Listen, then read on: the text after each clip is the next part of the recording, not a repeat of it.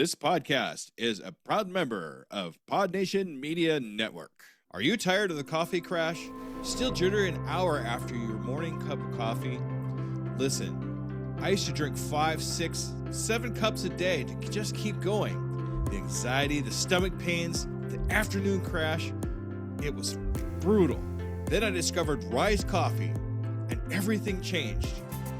Rise has less than half the caffeine as regular coffee, but here's the magic. It contains 6 organic mushrooms, including cordyceps, lion's mane, and others that naturally sustain your energy without the jitters or crash. We're talking sharper focus, immune support, better gut health, and calm, sustained energy that lasts all day. Plus, it's organic, vegan, and has 0 added sugars. Unlike other mushroom coffees, Rise is USA grown in California. A full spectrum of mushrooms per serving that actually works. Here at Pod Nation, we only partner with brands we actually believe in. And Rise Coffee is the real deal. Head to risesuperfoods.com and use promo code PODNA15 for 15% off your order. That's PODNA 15 for 15% off. Ditch the crash. Fuel your day the right way with Rise Coffee. I see ghosts, specters all around me. Living in stock, blazing the dark. One by one, pictures gather around me. Where those moonflowers used to rust no more. Specters gather around here, living in stock, blazing the dark. Night by night, stare into the black where moonflowers used to grow. Welcome back, everybody, to another episode of Paranormal the New Normal. I am your host, as always, Jeremy, here trying to make the world seem a little more normal. Is that going to happen today? Well, funny enough you ask, because it just might, because we are talking to somebody today who actually tries to help people return to normalcy after paranormal events. So maybe we actually might hit that benchmark today. I doubt it, but we'll see. Anyway, the guest that's going to help me do all that is Laura Giles, host of Paranormal PTSD Recovery podcast, which, if you haven't checked it out, is actually a very awesome show. You should definitely everybody should go give that a listen. Especially if you're listening to this show, you're going to love her show. But Laura, how you doing today? I'm great. How are you? I'm not doing horrible, because Paranormal the New Normal has a new spokesbunny. Oh, how cute. Meet Snickers, everybody. Soon to be joined by a female counterpart. Oh, he's adorable. Yes, you're a crazy little thing. But, so, Laura, let me start this off by asking the same question I start this off every time with. What got you into the paranormal? Oh, well, so I was born into a culture where it's just normal. It's just part of everyday life. So it really didn't stand out as anything different until I realized that other people didn't have that perspective. Where are you from, if you don't mind me asking? Well, I'm from here, the United States, okay. but my mother is indigenous. Oh, okay. Oh, yeah, okay. So that makes sense. Because, I mean, it's, in the native culture is so much more widely accepted than it is here, and it's a shame. But it really is a shame. But, I mean, it's just the way it is, because Americans are closed-minded. But we've been closed-minded for a long time. But, so being brought up, you've heard, I'm sure, many legends of different creatures and things that couldn't be explained. Yeah, so it was definitely that, but maybe that also fostered a curiosity in that, because I had an interest in it from a really young age. And when other kids were reading, I don't know what little kids read, but I was carrying home these big encyclopedia type books, like adults books on the paranormal, the Bigfoots, the all the crazy stuff. If you're younger, you grew up with Percy Jackson, you grew up with Harry Potter, but back in my day, that was not talked about. If you were talking about magic and, creatures and all of that, you were definitely a weirdo. Yeah, I mean, as a kid in elementary school who had a frequent flyer pass with the Bigfoot book in the one Bigfoot book in the library. Yeah, I would agree. Because I was probably the only person who ever read their name in the back of that book for the most part. So That's awesome. Yeah, well, I don't know. The idea of unknown creatures, I was always into animals, and the idea of unknown creatures in this world just sparked my interest from a young age, of course. So, Did you have any friends who were into that too? Not really, but it also wasn't something I talked about because, it just, I don't know. It seemed like one of those things that you are into, but you don't talk about because it's just going to get you either A, bullied, or B, like, kind of looked upon like you're not quite all there.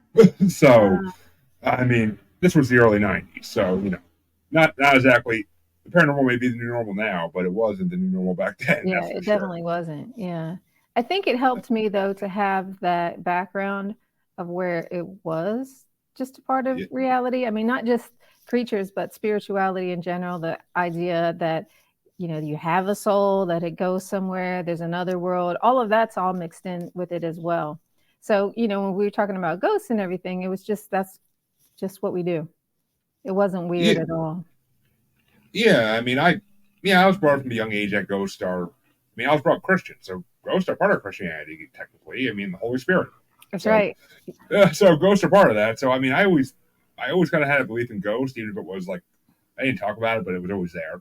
And I mean, it was everything else that fascinated me. And you're right, it does help as you get older and all this stuff becomes more normal. Yeah. Oh, the government's talking about there being UFOs and aliens. Yeah, I've known that since I was a kid. Okay, not a big Right. deal. Yeah, and I think it helps to make it not so scary. You just need to talk about it. Exactly, and I mean, and there's a big hairy bipedal that walks in the woods. Yeah, I've known that since I was a kid. I always had belief in it. I never thought it was a myth. Like it just makes sense. It's an undiscovered animal, like so many other creatures that we found over time, such as even gorillas. They were cryptid at one point because we didn't think they existed, and then look, there was thousands of them. Now, now with every animal, but people are idiots. But so, did you have any experiences in your life that helped fuel your belief at all?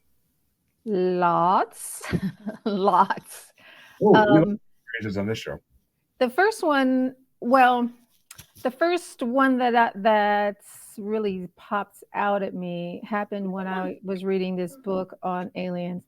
Now, I've thought about aliens before that. There's Star Trek, there's Star Wars, and all of that. So it wasn't like it was new, but something about this book made me really realize that they were not just out there, that they were here, and that people were having experiences with them. And I was absolutely fascinated by this book. And I read it cover to cover in one sitting. Finished about 2:00 in the morning. And when I finished, I said out loud, "Aliens, if you're out there, come and see me." And then I went to sleep. And next thing I know, they're in my room. And I could not believe it. What? I mean, I don't know how much memory you have of this actually, but do you remember what type of aliens they were?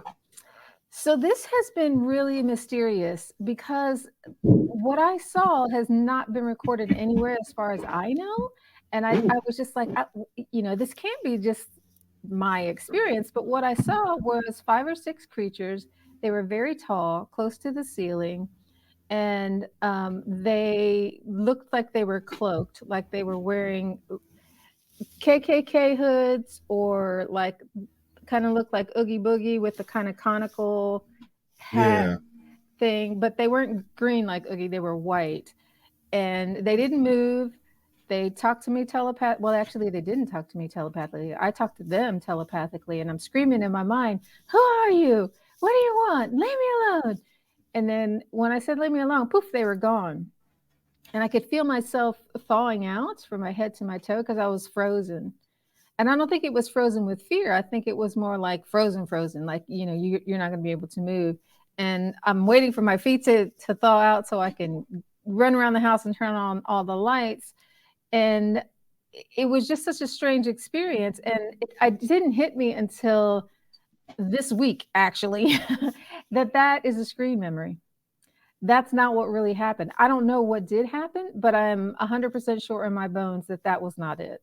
I think the creatures look like something else, and they either projected that image in my brain or my brain is doing it. Because when we have trauma, the brain does all kinds of crazy things to keep us safe. I don't think that's what they look like at all. Well, it's also the fact that if it was grays by chance, which a lot of times it is, grays have the ability, it's widely believed, to shift into what they think people would be more comfortable seeing.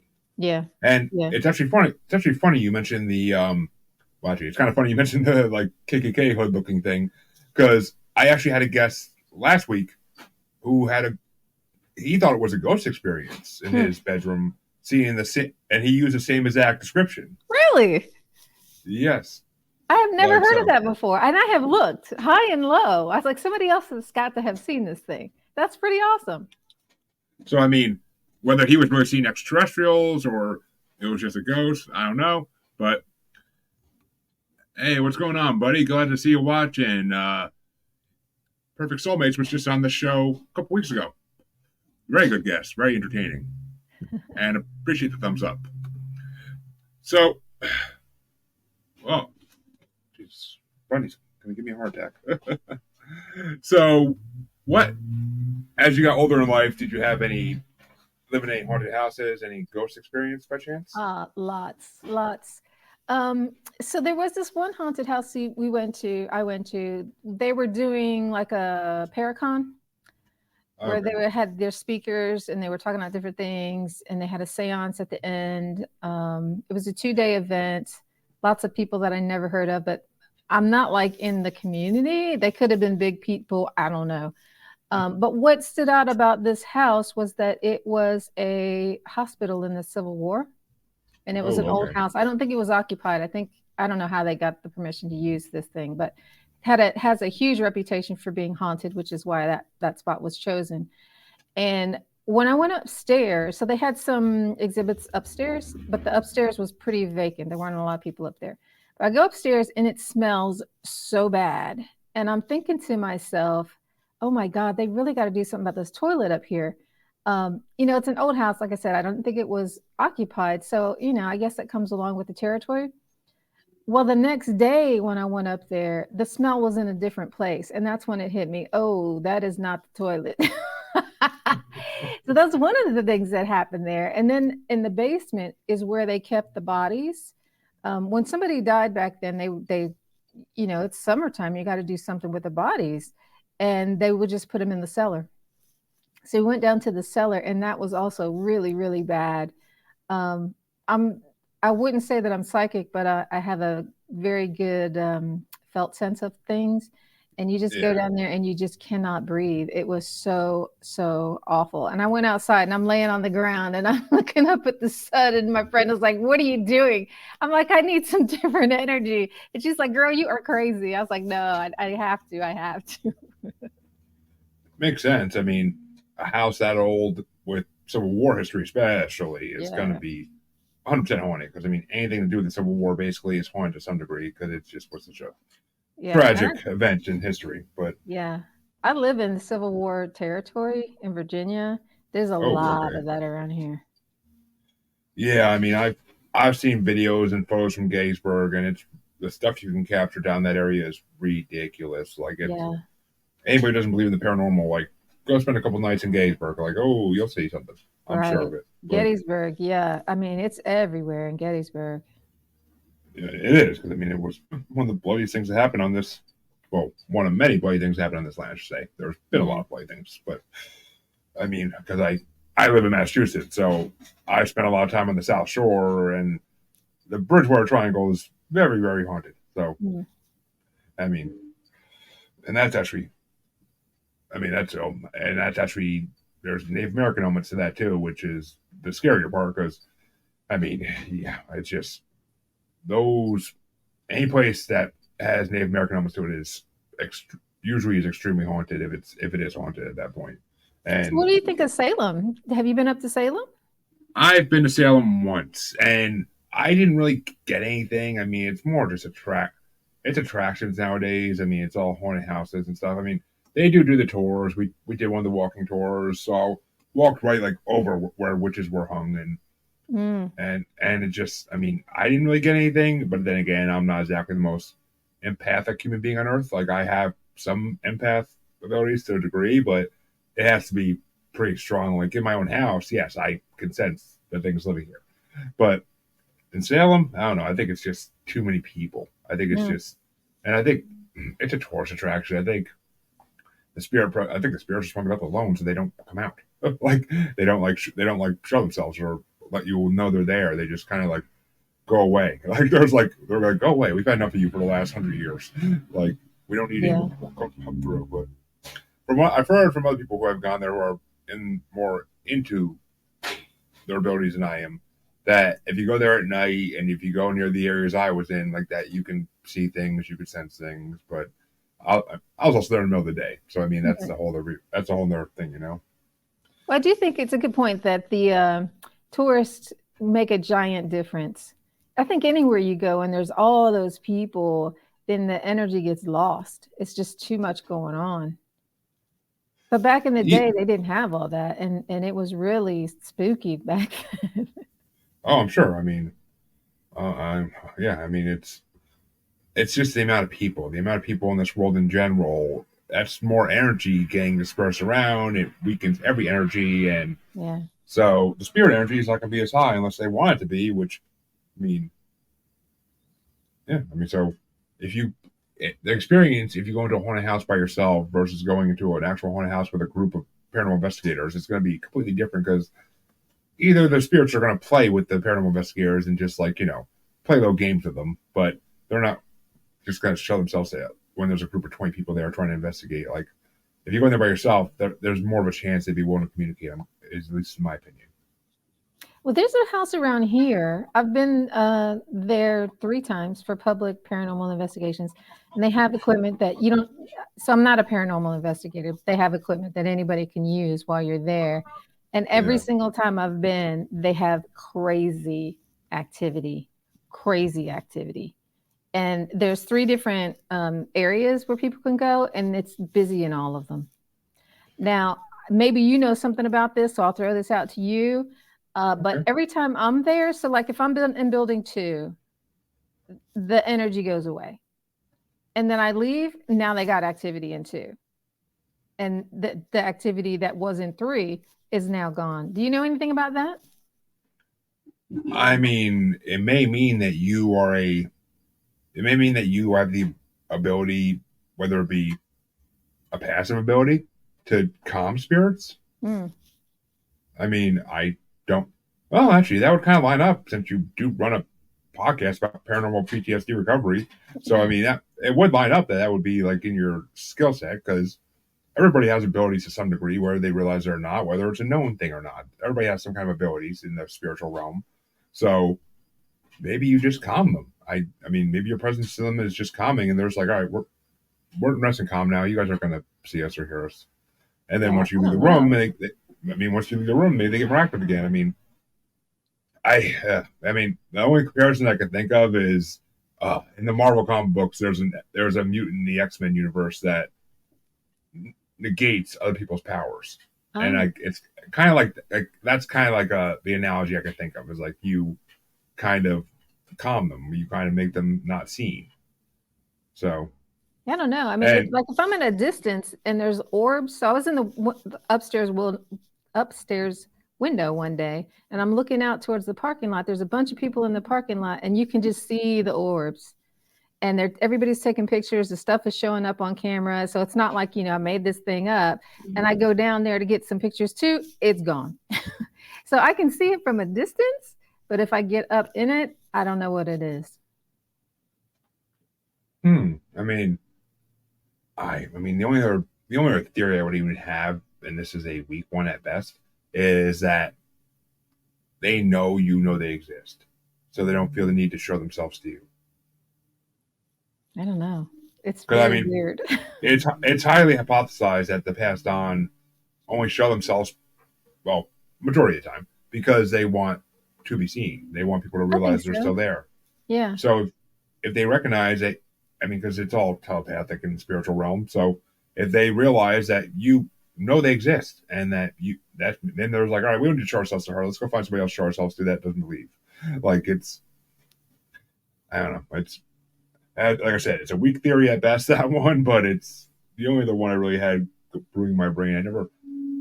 it's a unique situation I never really heard of before, and it intrigues me. It really does intrigue me. So, but Yeah, well, that's why I stopped going because I was just like, well, what's the point? Well, and I also think that there's some danger in going because I think if you're open, then you don't know what might come in. exactly. I mean, you don't know what's going to come in, and like Perfect Soulmate said, we are all X-Men with different abilities. It's true, at least in the paranormal world. I mean, we can't fly, unfortunately. We can't teleport, but all the ones to be helpful we can't do. But in the spirit world, we all have our own abilities to some degree, and they can be helpful in their own ways. But so, what made you want to start helping people recover from paranormal instances? So I've been in trauma my entire professional career. And I've also had people come with paranormal PTSD my entire professional career, but it was rare in the beginning. It was just usually they came for something else and we kind of stumbled upon that piece because people don't talk about it.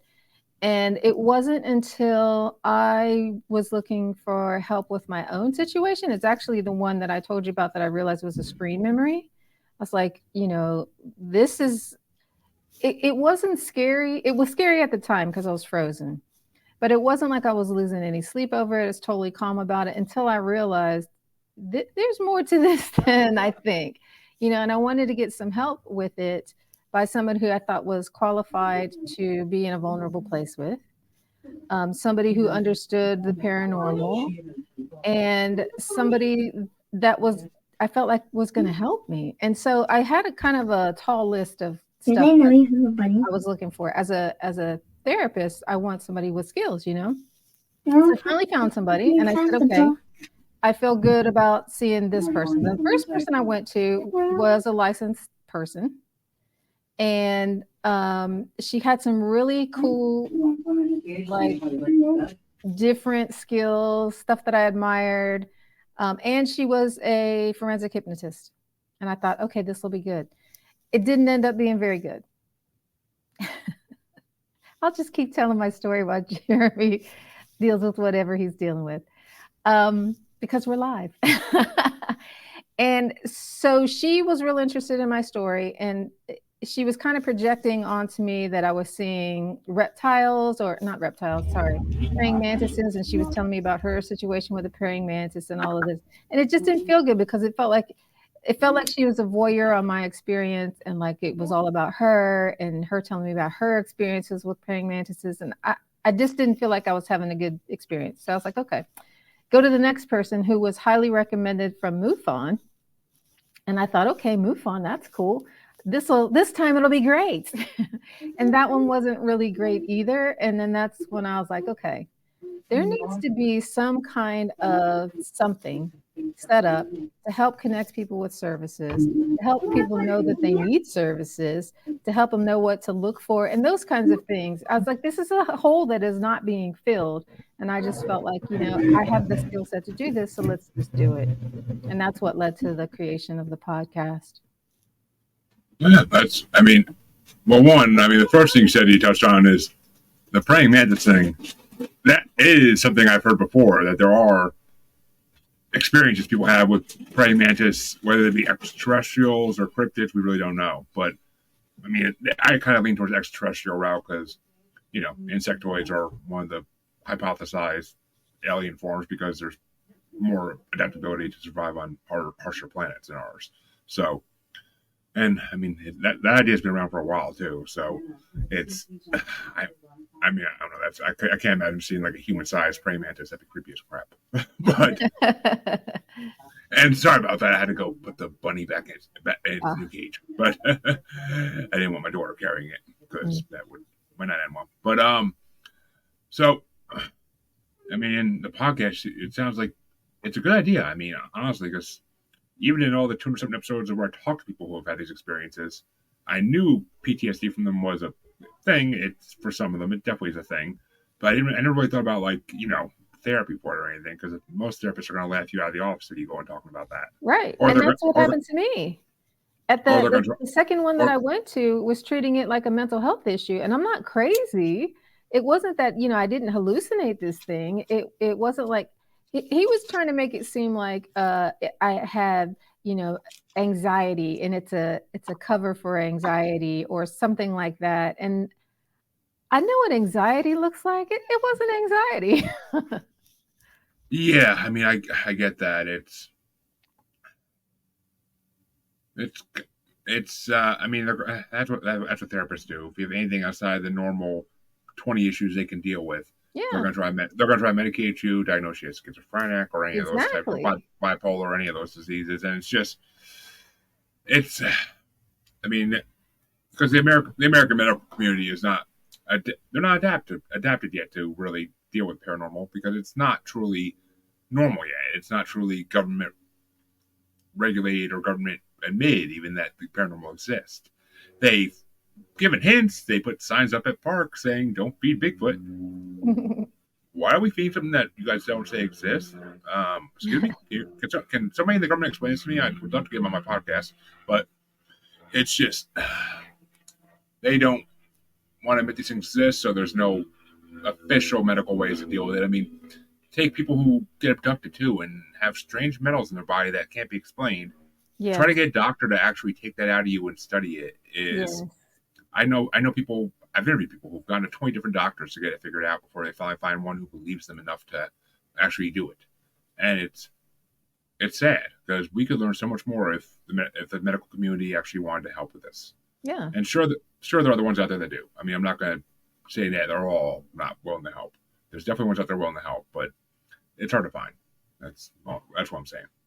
Yeah, and I think that a lot of people don't realize that it's a problem for them. But on shows like yours, and on shows, any show that deals with this, that you have people who come on who have experienced stuff. And I hear them say over and over, and I haven't been the same to this day. And every time I think about that thing, it still gives me the creeps or the chills, or, I still have nightmares about that. That's PTSD. You don't have to carry that around for decades. There's help for that. Nobody has to suffer from something like that. Exactly. I mean, they shouldn't have to at least, but Yeah. and you just said a phrase that stuck out my mind.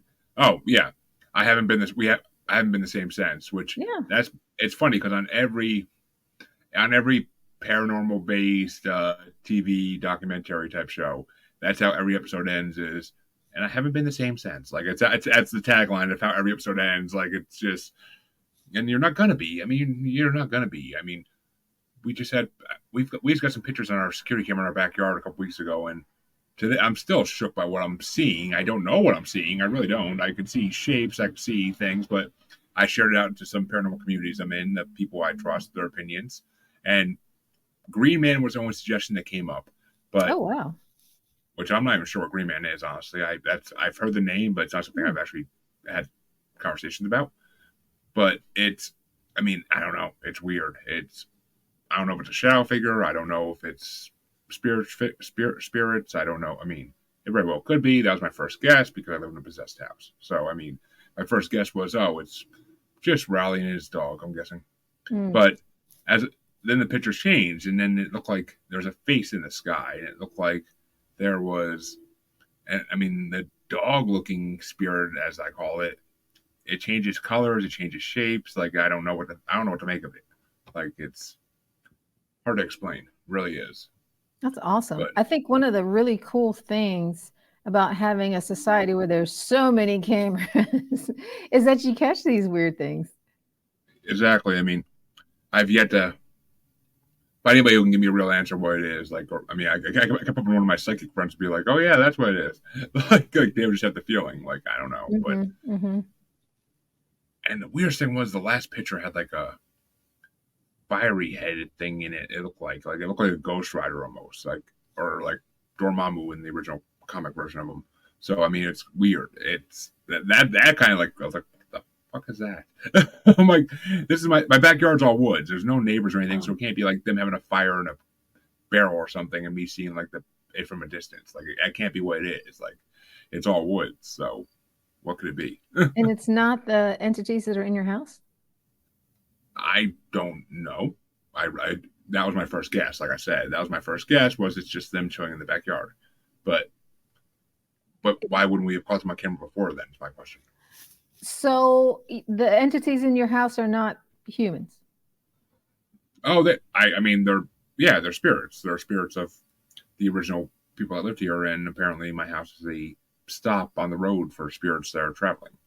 Oh. From what I've been told. I don't have any knowledge on that besides what I've been told by people who have been on my show and have sensed it. But Okay. But I mean, and we had investigators come to the house a couple years ago, and they just confirmed it was the couple that lived here originally that built the house. Okay. They just didn't want to. They just didn't want to leave. So, Huh? and they don't bother us, so we don't. Not like I'm gonna try to evict them. So Yeah, I think They're that's not the gonna- best way to deal with it. They're not bothering anybody. Leave them alone. exactly. If it was some like poltergeisty experiences, then yeah, it'd be a different story. But they typically, the worst you'll hear is like if you're in the basement, you'll hear footsteps upstairs when everybody else is asleep. Like that's the worst. That's the worst of it. I mean, they've calmed down a lot since we moved in, and now they're just content with us being here. So it's fine. It's fine. No, not too worried about it. But you did okay. So you told me you had a camping experience, and I'm dying to hear it because it sounded interesting. So this is another weird one. Like I've never heard anything like this before. Yes, so we're out in the woods. The property that we're on is 75 acres, so it's big. We're way off the road. To the right is a gigantic farm. To the left is a gigantic farm, and to the rear is a wildlife preserve. So nothing around for a long, long time, or a long space, big space. And this space, we've been here before, and it's a little bit strange. I've been out there before where we're walking in the woods. We're actually more on the wildlife preserve side, and there's no sounds. Not a bird, not a squirrel, nothing. And anybody who does paranormal stuff knows that is not a good sign. Usually it feels pretty creepy when that happens.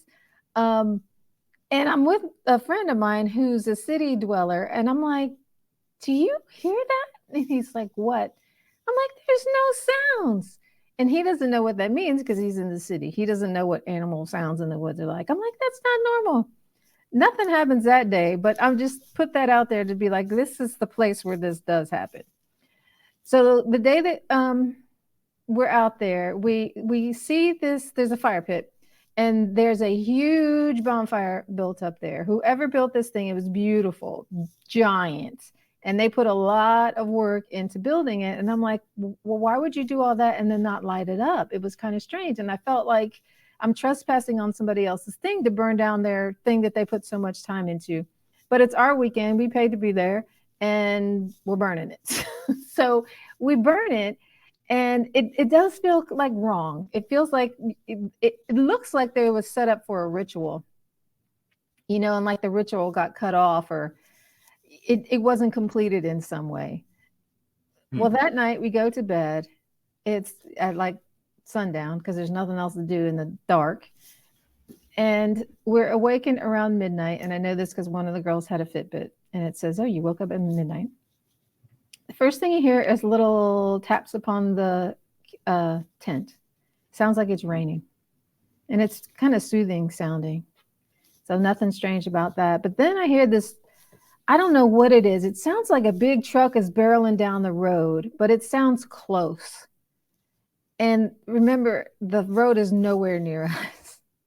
And there's no Doppler effect because I'm listening there going like, oh, what is that sound? Just like real curious about what is that sound? And I realized it's not moving. And it could be a helicopter above. It sounds kind of like, but deep. But the wind's not blowing, and it would just be weird for a helicopter to be out there. There's no base anywhere, nothing like that.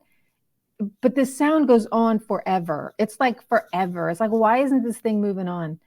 And then we hear this little tinkling musical sound that sounds like it's coming from where we have parked the cars, or maybe it's coming from the fire pit. And one person said it sounds like fairy music. Somebody else said it sounded like a ice cream truck. It was kind of like that kind of thing. It's fun, soothing, Not at all threatening, but it was just weird because it's really loud, like it's echoing through the woods. And it's like, what is that? And it's so weird too that nobody says, "Hey, did you hear that?" Nobody says anything. We're all just laying there all night listening to this stuff. And then finally, when it's light enough, so it's about 5 o'clock in the morning, somebody gets up to go inside the lodge. And then as soon as they get up, I get up. And then everybody gets up and goes in there. And we start talking about, did you see that? Did you hear that? And, we start comparing notes and everything. Everybody perceived the same thing. Now, the thing that's different about me is that when I went to put up my bedding, so I'm laying in a sleeping bag, which is on top of another sleeping bag, which is on a sleeping pad. And the bag that I'm in on the bottom is wet, like it's dewy, like it's been laying in the dewy grass. Yeah. But the layers underneath are not. And my bedroll has been moved about, I don't know, 5 feet. So I started out on one side of the tent and woke up on the other. Not like I rolled over there, but my entire bedroll was moved over there. And I don't have any recollection of moving. The other thing that we see outside, it's like the grass is smashed, like something had landed or was dragged in the grass, because all the grass is kind of leaning in one direction. And that area that's flattened is dark green compared to the rest of the grass. So all these little strange, weird things are going on. And it's like none of it fits together in a single cohesive. Was it aliens? Was it ghosts? It doesn't really have any of the features of any of those things, really. I don't know what happened. It was just really, really bizarre. But one of the neatest things about it is that even though we all felt like we were awake all night, everybody felt amazing. Like we had just had the best sleep. And my friends had come from Ohio, which is a long, like, I don't know, 8 hours away. And they drove home that same day. And she said, despite having no sleep and driving all that way, she felt amazing for a couple of days. I don't know anything that does that. If you got any ideas, I'd love to hear it. Well, okay. First, I just got to point out that Perfect Soulmates compared my house to a spiritual Waffle House, and I freaking love it. But, I mean, I don't know. It's bringing imagery to my mind of like Cocoon. We're the movie Cocoon, where what's his name? The diabetic guy, Wilford Brimley, like him and the other senior citizens like get energy and feel young again because of aliens. Yeah. So, I mean, that kind of energy, I don't see spirits doing that. I really can't. I mean, my two theories I'm going with right now are extraterrestrial based is the most logical, and the less logical, but still in the back of my head, is Fae. Yeah. Which, I mean, since your mother was indigenous, I'm sure you were raised to believe that Fae exist, and that, which, I mean, I'm a huge believer in Faes, elementals, whatever you want to call them. They exist. They just don't show themselves as much because humans have taken over the earth.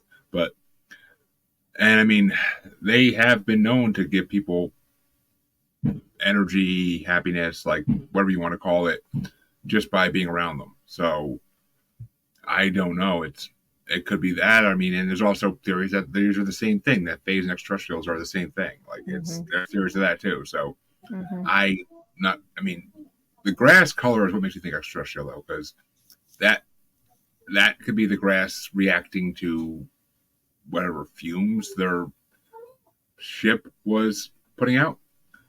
I mean, that's what I'm thinking, is that the fumes from the ship might have changed it. But I don't know. It's definitely a interesting thing.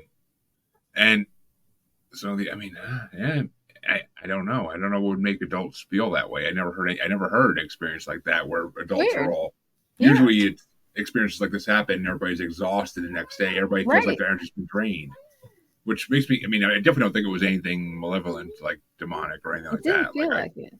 Yeah. And there was we heard what sounded like rain. There was no rain. So I don't know how the bottom of my sleeping bag got wet, And we walked down to the fire pit the next morning because we were like, it sounded like they might have been, the music was coming from down there. And once we reached this certain point, the hair on all of our arms went up. And we were like, did you feel that? Everybody did. I don't know what that was, but there was something going on with the fire pit and all of this. I don't know. I mean, I don't know. I mean, unless one of the entities came into your tent and was around your, which I mean, that's a whole nother level of creepiness that I don't even want to imagine. But I mean, well, I mean that would also explain how your bedroll got moved, though, which is kind of, I don't know. It's mean, very strange. It is. I mean, I'm at a loss. I really am at a loss to try to explain it, and I love when that happens because I like when it's things I can't like easily skip size away or explain. Like it's just, ooh, that's. Yeah, it does have some elements of ET, but then I don't know. It does. We thought it was fairies. Yeah, I mean the Fae would be a logical explanation for it, Right. and if you're in the middle of the woods, that's where they're going to be, and I don't know, maybe. I mean, they are. I don't know. They do usually have like close relations with animals as well. So I don't know. Maybe some frogs or something came into your freaking tent. I don't know. Fae are. There's not enough information about them out there for me to really comprehend everything about them to the point that I want to. But well, if anybody's listening now or later, I would love some feedback on this.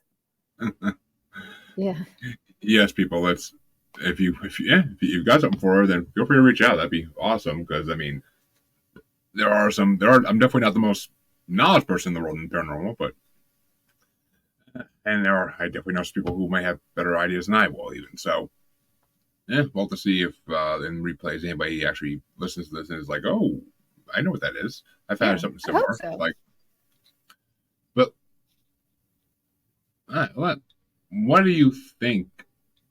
Since we're talking about extraterrestrials, kind of curious on what were you brought up to believe about extraterrestrials? Because I mean, I rarely get to hear people talk about like the native extraterrestrials. I've heard on everything else, but not usually extraterrestrials.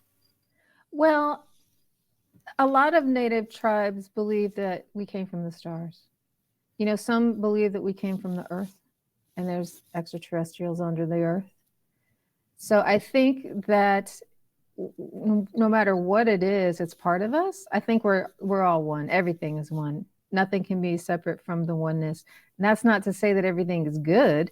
I think there's yin and yang, and anything can be positive or negative. So I don't think you should trust anything just because.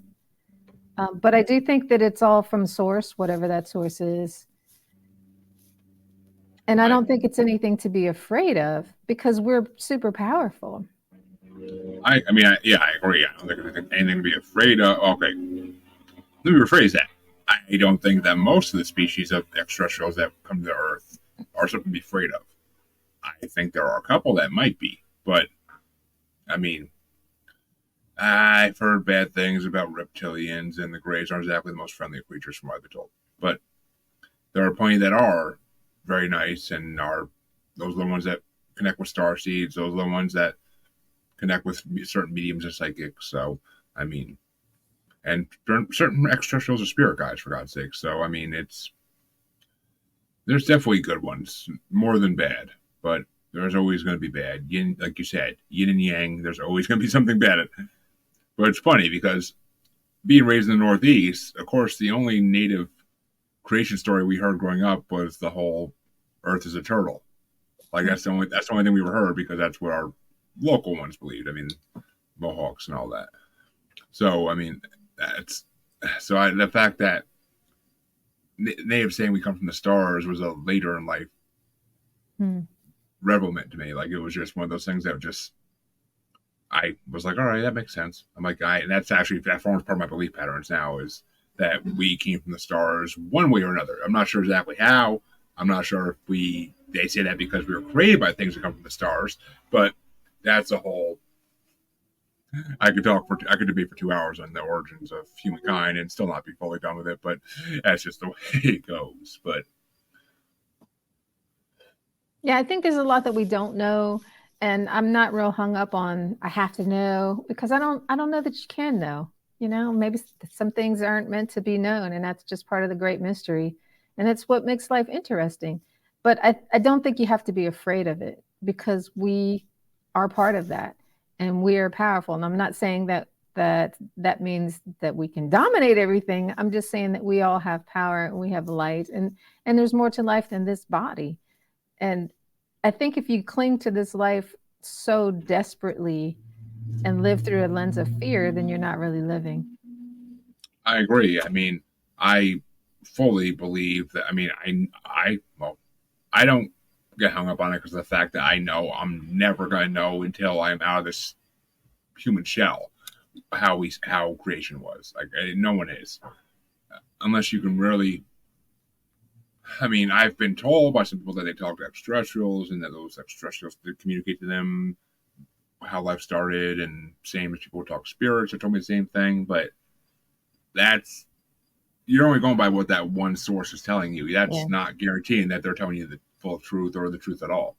So it's a whole nother thing. It really is. And I don't know. I just don't know what to make of how we started here. I mean, I think the Palladians and I think a couple other races definitely were involved in it. But how they were is a whole nother topic. But and it's funny because when you were telling the camping experience, when you said like the woods being silent, like my first thought was Bigfoot, because that's usually a clear sign of Bigfoot is when all the animals are silent, they recognize the alphas in town. So, Well, I think there's something magical or mysterious about these particular woods because every time we've ever been there, and I've been there lots, particularly by the fire pit, you always get a sense that you're not alone, that somebody's watching. And it's always in the same direction, like who's out there? And it's dark, you can't see, but no matter who comes out there, they always say the same thing.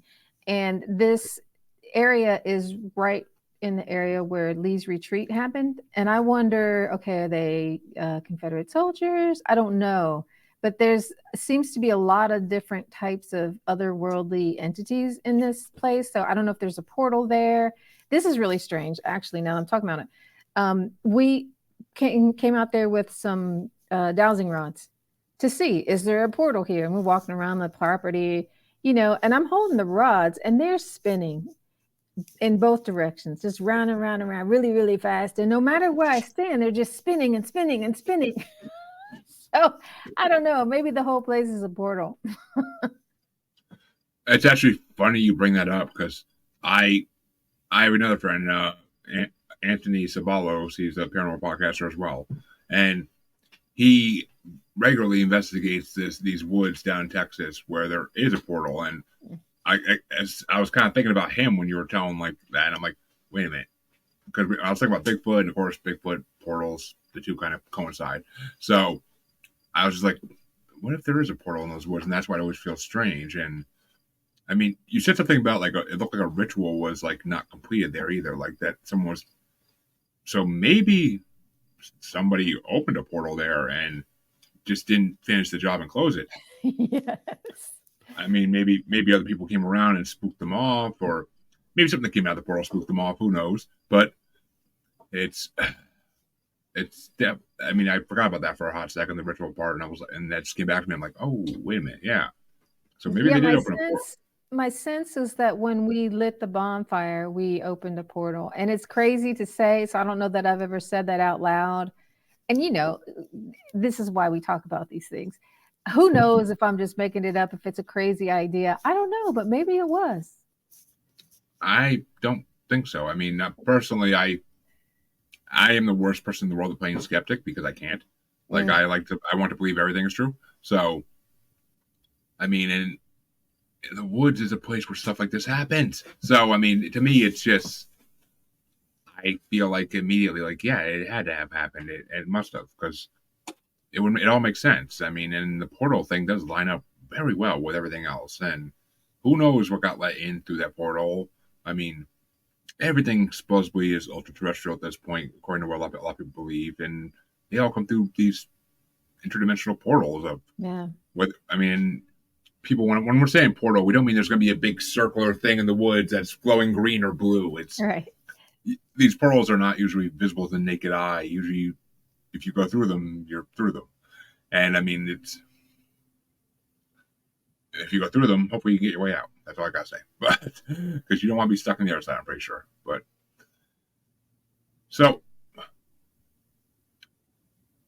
let me. Well, actually, I want to hear this, and you do not have to use names, of course, at all.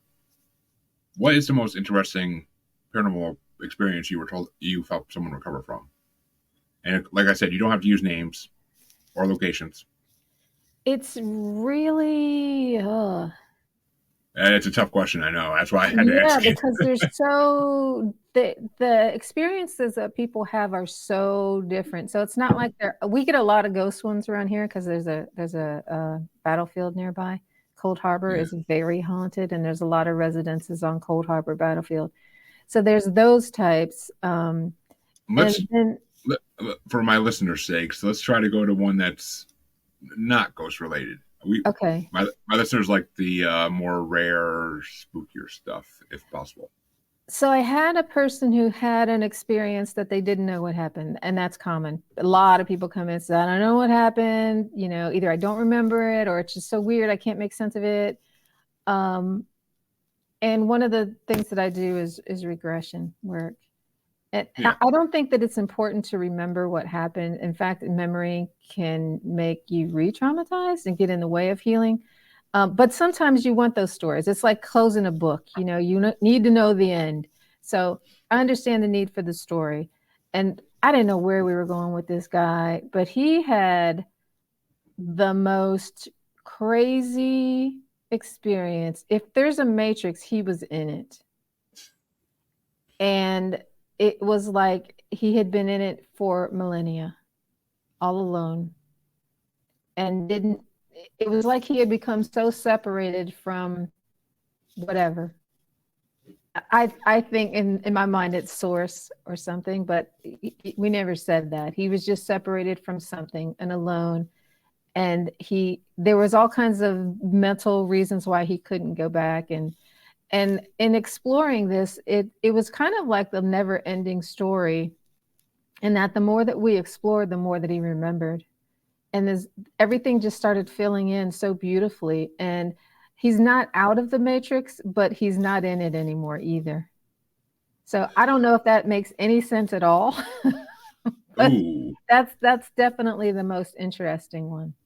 You see, I've heard a lot of tales of people having glitches in the Matrix where you, like, one of the ones that sticks out in my head the most is a guy saw a car going down the road that had not circular wheels. It had, like, square wheels. And then, like, he never saw it again, but it was just like a glimpse. It was a glitch in the Matrix, like, which the simulation theory, the Matrix, as it's commonly called, I don't really. It's hard for me to say what I believe with it. Because I've heard so many examples that make me think we are living in one. And I mean, if we are living in one, I 100% believe it's extraterrestrials controlling it. I 100% believe that. We might just be, I mean, honestly, South Park may have got it right. They may have got it right. Earth may be a reality show that the extraterrestrials put together with all different creatures. It would make sense, honestly. It would make so much sense. So I don't know. I mean, it's just, I think South Park got it right on that one if there is a simulation going on. And whether I don't know. I can't say I personally had any experiences that make me think that I can say like are 100% proof I'm in a simulation, but it just, as many people have said before, whoever's making the simulation, whoever's playing me in this video game, you suck because I need to level up. But come on. Yeah, I guess maybe simulation is not the best way to describe it. He was more like in the void. He was in the nothing. And he didn't know how to get back to something, how to get back to a existence. But was he? So was he basically just in a place where there was nothingness, where there was just There was nothingness. like, what was he physically there, or was he just mentally there? No, That's he the was question. physically there. So it wasn't totally nothing because it was in a building of nothing. There was a structure, but he Huh. couldn't get out of the structure, and everything, it was kind of like labyrinth in that everything kept changing all the time, and you go this way and it's different, and you go that way and it's different, but it's all the same thing. And then as we began to explore and I began to help him to be present in it, then details began to emerge. And the more details there were, the more details there were. So it started to go from nothing to something, and from despair to hope. So where we are in that journey now is that it's not nothing. Um, there's more of a structure to this reality, but there's still not people in a civilization, a sense of belonging or something. This is one of those things where I think psychologists would say, well, maybe it's metaphorical, but I think reality is metaphorical, so it doesn't really matter. It's symbolic. If you create a change in the symbology or the metaphor, you create a change in the actual world, and that's happening for him. That's interesting because, that almost sounds. You said it sounds like a labyrinth, which is like ancient Greek type stuff. But I don't know. There's something that's in the back of my mind that's to do with like being in an empty building and you can't get out of it. Like it's a repressed memory. I don't think it's a repressed memory, but it's like a buried memory of something like that. I don't know if it was a video game or TV show or something, but that almost sounds like one of the levels of hell. But it really does. But well, it could be a screen memory. It could be a metaphor. But the thing about the way that I work is it doesn't matter if it's a metaphor. We can get healing anyway, because it doesn't matter how you're constructing reality. It is your reality, and that's what we're trying to shift. Exactly, and I agree with that. And I don't know. It could be a screen memory though, because could be. Mm-hmm. What if he was what if he was abducted with extraterrestrials all the time? Yeah. And that's what they implanted in him to make him like feel like he's stuck, feel like he's lost. Yeah, if he was a little boy and he's about on a gigantic ship, that could very well be the way that he perceived it. Exactly. That could be the way they made him perceive it. Because we all know extraterrestrials like to play tricks with our mind. That's right. And some of the stories I've heard of things they look like, oh my God. But it's unbelievable almost. But at the same time, like this person doesn't seem like they're lying. So it's okay. Why would they lie about this? That doesn't make sense. So. Yeah, and I'm okay with working on that level, because I think if you force somebody to remember what it really looked like, there's a reason why they're constructing this reality. It's because they can bear it. So why would you put them in a situation that's horrible? And if you try to make them remember what it looked like, you might be forcing them to deal with something that their mind can't even deal with. Like they might just have a complete mental breakdown. Yeah. So I don't know. It's interesting, and okay. I asked for a good one. You gave me a good one. So I love it. Yeah. Yeah. All kinds of things happen. You just never know. Everybody's different. So, where can people find your podcast? Where can people find you if they have any more theories on your camping experience? The website is paranormalptsd.org, and the podcast is linked there as well. And there you go, folks. So, of course, for all listeners, be right into the description of the podcast as always, so you guys can click and go and check it out. You might just find a new favorite show. I listened to a couple episodes of it. I'm fucking a little bit into it at this point, so I don't get much time for podcasts either. So that's saying something. I've actually listened to it, so because I don't get time to listen to anything. So I know as a podcaster that's horrible to say, but it's the truth. And I want to thank Laura for coming on. It's been a very interesting hour, and I freaking enjoyed every minute of it. And for all my listeners, you should know where to find me by now. If you don't, check the outro. I'm sick of saying it. But I will be back, not tomorrow. I thought I originally had one tomorrow, but I will be back on Monday night with another one, most likely, for you guys. And I will thank Laura one last time for coming on, because it was great talking to you. And please, folks, check out our podcast, check out our site, and enjoy the rest of your Saturday and Thank you to all the watchers. Thank you, Jeremy. You can find me on Facebook as Jeremy Bryant, or you can find me as Uncensored, Unapologetic, and Untamed UQ Podcast Collective Facebook group. You can find me on Twitter and the Instagram as @JugglerBastard, or should I say X now. And you can find me on TikTok as @JugglerBastard Podcast. You can also find me on YouTube as Paranormal the New Normal. And you can also find me streaming on YouTube as Blind Knowledge Network, because all knowledge is blind until they admit Bigfoot exists.